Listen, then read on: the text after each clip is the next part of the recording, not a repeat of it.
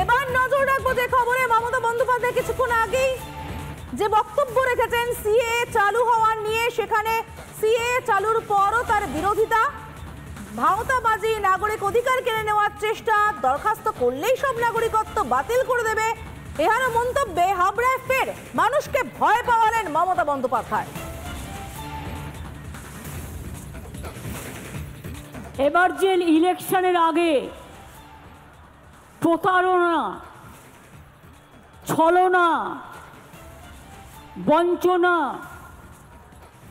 নাগরিক অধিকার কেড়ে নেবার চক্রান্ত চলছে, তার সম্বন্ধে একটা কথা বলি, ভালো করে কান দিয়ে শুনুন, কাজে লাগবে। যে রুলসটা কালকে কেন্দ্রীয় সরকার ঘোষণা করেছে, আদৌ এটা বৈধ কিনা আমার সন্দেহ আছে। কোনো ক্ল্যারিটি নেই, টোটাল ভাওতা। ইলেকশনের আগে যুদ্ধ খেলা 19 সালেও করেছিল। 2019 সালে এনআরসির নামে আসামে 19 লক্ষ লোকের মধ্যে 13 লক্ষ বাঙালি হিন্দুকে বাদ দেওয়া হয়েছিল। অনেক মানুষ দুঃখে আত্মহত্যা করেছিল। কি মতুয়া ভাই বোনেরা, আপনারা বিশ্বাস করেন আইনটাকে? তাহলে এতদিন কেন করলো না? 2020-তে তো আইন পাশ হয়েছিল, এতদিন কেন করেনি? আজকে নির্বাচনের 2 দিন আগে কোনো আইন করলে সেই আইনটা থোড়াই আইনে পরিণত হয় না, মানুষের অধিকার পায়। অর্থাৎ আপনি ভোটটাও দিতে পারবেন কিনা আপনার সন্দেহ আছে। খবরদার এই পথে যাবেন না।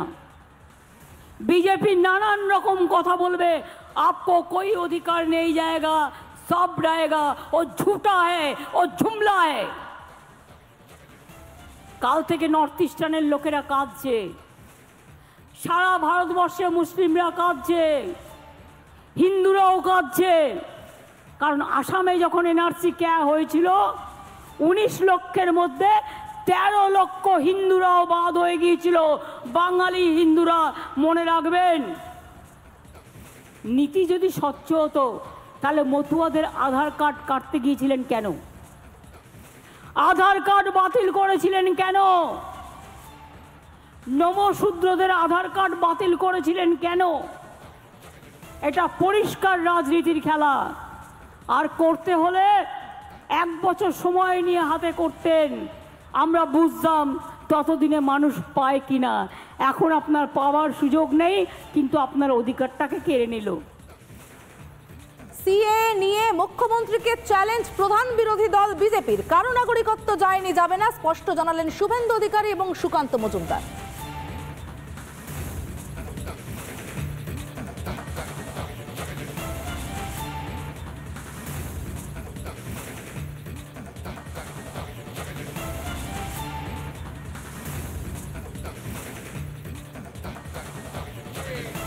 নাগরিকত্ব চলে গেছে, একটা উদাহরণ যদি দিতে পারেন, আমি এখান থেকে নাকখত দিয়ে মানিকতলা অব্দি চলে। কোন লোককে কার নাগরিকত্ব চলে গেছে একটা উদাহরণ যদি দিতে পারেন, আমি এখান থেকে নাকখত দিয়ে মানিকতলা অব্দি চলে যাব।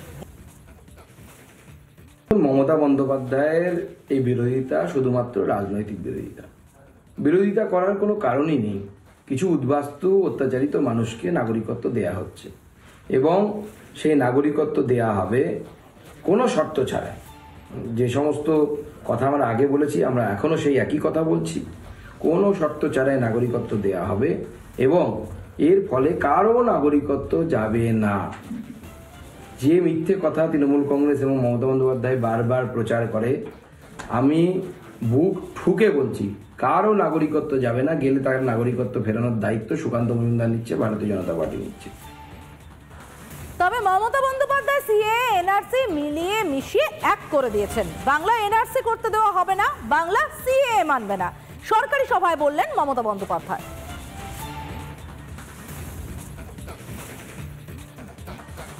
যাদের দরখাস্ত করতে বলা হচ্ছে, তার মানে তারা যেই দরখাস্ত করবেন সঙ্গে সঙ্গে তারা নাগরিক থাকা সত্ত্বেও আপনারা বেআইনি অনুপ্রবেশকারী হয়ে যাবেন, তাহলে আপনাদের সম্পত্তি কী হবে, আপনাদের চাকরি বাকরি কী হবে, আপনাদের ছেলে মেয়েদের পড়াশুনো কী হবে, সবটাই বেআইনি ডিক্লেয়ার হয়ে যাবে। আপনাদের কোনো অধিকার থাকবে না। এটা অধিকার কারার খেলা। যখন আমরা লুডো খেলি দেখেন তো, আমরা ছক্কা মারলে গুটি খোলে, এটা হচ্ছে বিজেপির লুডো খেলার ছক্কা। রাজনীতির আগে ভাবছে আমি করলাম ছক্কা, অ্যাকচুয়াল কিন্তু ওটা হচ্ছে পুট, অর্থাৎ শূন্য। নিট রেজাল্ট হচ্ছে 0।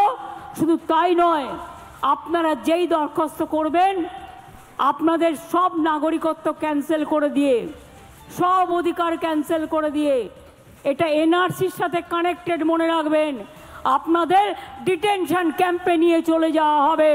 এই দরখাস্ত করবার আগে বারবার ভাববেন, একবার নয় 1000 বার, আমরা মানছি না, আমরা মানব না।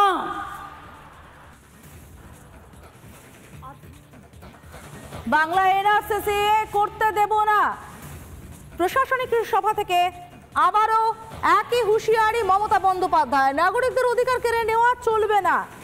মমতা বন্দ্যোপাধ্যায় সিএ এনআরসি মিলিয়ে মিশিয়ে এক করে দিলেন, বললেন এনআরসি করতে দেওয়া হবে না, সিএ মানবে না। সরকারি সভা থেকে বললেন মমতা বন্দ্যোপাধ্যায়।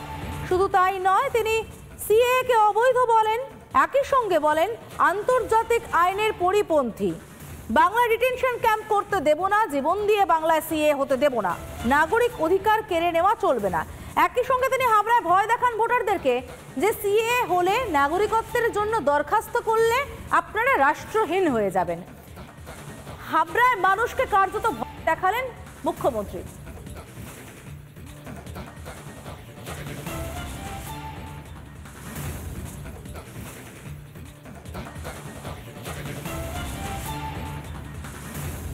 দু 2019 সালের জুন মাসে রাষ্ট্রপতি স্বাক্ষর দিয়েছেন সেই আইন। এতদিন ধরে সেটাকে বরফ চাওয়া দেওয়া ছিল, সেটাকে এখন থলি থেকে বের করে এনেছেন। সামনে যেহেতু নির্বাচন, এই 2 দিন পরেই নির্বাচনের দিন ঘোষণা হতে যাচ্ছে, স্বরাষ্ট্র দপ্তর থেকে এই নাগরিকত্ব সংশোধনী আইন তাকে প্রয়োগের অর্ডার বেরোলো। এটা মানুষের দৃষ্টি ঘোরাবার জন্য সেটা হবে, এটা বিচার্য বিষয়। এটা নিয়ে তো সিদ্ধান্ত হয়ে আছে 2019 সালে। সরকার এই নির্বাচনের মুখে শেষ পর্যায়ে এসে তারা মত্ত হয়ে ওঠেন, তাহলে তার পরিণতি ভয়ঙ্কর। আর এই সিএ নিয়ে সংখ্যা নির্বাচনের আগে এসিএ নামে ভাওতা দিচ্ছে বিজেপি, অভিযোগ করেন মমতা বন্দ্যোপাধ্যায়।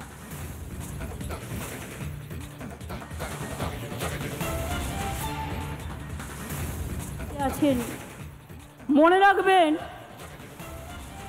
যারা এই সময়ে যারা ক্যাতে আবেদন করবেন, কোনো ক্ল্যারিটি নেই, আপনার সব অধিকার কেড়ে নেবে। প্রথমে আপনি নাগরিক ছিলেন, ভোট দিয়েছেন কি দেননি? আমি যারা খুশি হচ্ছেন তাদের বলবো, আপনারা খুশি হলে আমি খুশি, কিন্তু আপনারা দুঃখী হলে আমি দুঃখী। বলুন, ভোট দিয়েছেন কি দেননি এতদিন? বুক বাজিয়ে বলুন সত্যি কথা। দোকান আছে কি নেই? তাহলে বুঝুন, এই আইনটায় যেই আপনি দরখাস্ত করবেন আপনি অবৈধ নাগরিক হয়ে গেলেন, তার মানে আপনার কোনো অধিকার আর থাকবে না, আপনি ফরেনার্স হয়ে গেলেন। শুনুন, সারা পৃথিবীতে নিয়ম আছে, কোনো রাষ্ট্রে 5 বছর, কোনো রাষ্ট্রে 10 বছর, কোনো রাষ্ট্রে 3 বছর।